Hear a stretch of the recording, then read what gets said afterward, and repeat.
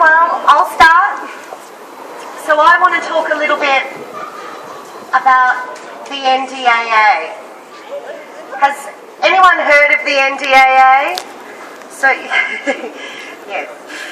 So the NDAA is a new legislation passed by the United States of America, and it enables the indefinite detention under military conditions of not only its own citizens, but any citizens in the world that it deems to be a threat to its security and its, I guess, dominance of the world.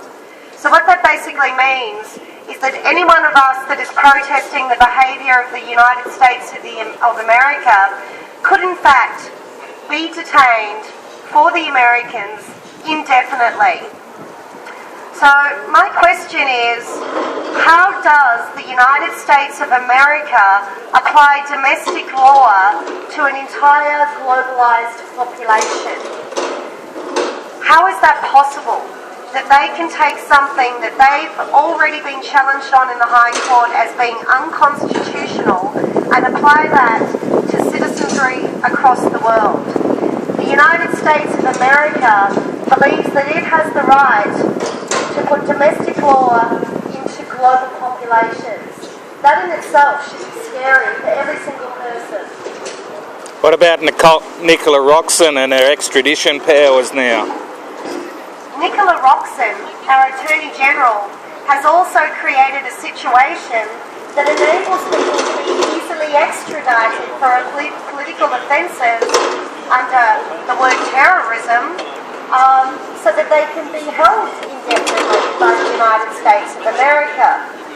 Nicola Roxon has lowered the threshold of what is required to extradite people. She is ensured that as long as she thinks it's unlikely that a person will be sentenced to death, they can be sent to the United States of America.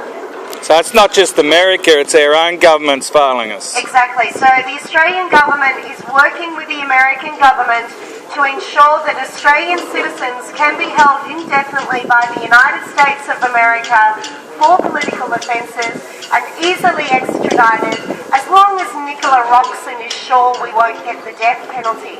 That means you, me, and every single person that's ever been to a protest about America's behaviour, e.g. illegal wars, torture, Guantanamo Bay, Abu Ghraib, the list of human rights abuses goes on and on and on.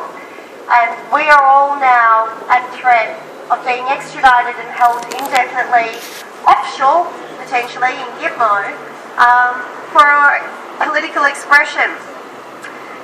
Obama came to power stating that he would shut down Guantanamo Bay, a facility that has already tortured several Australians.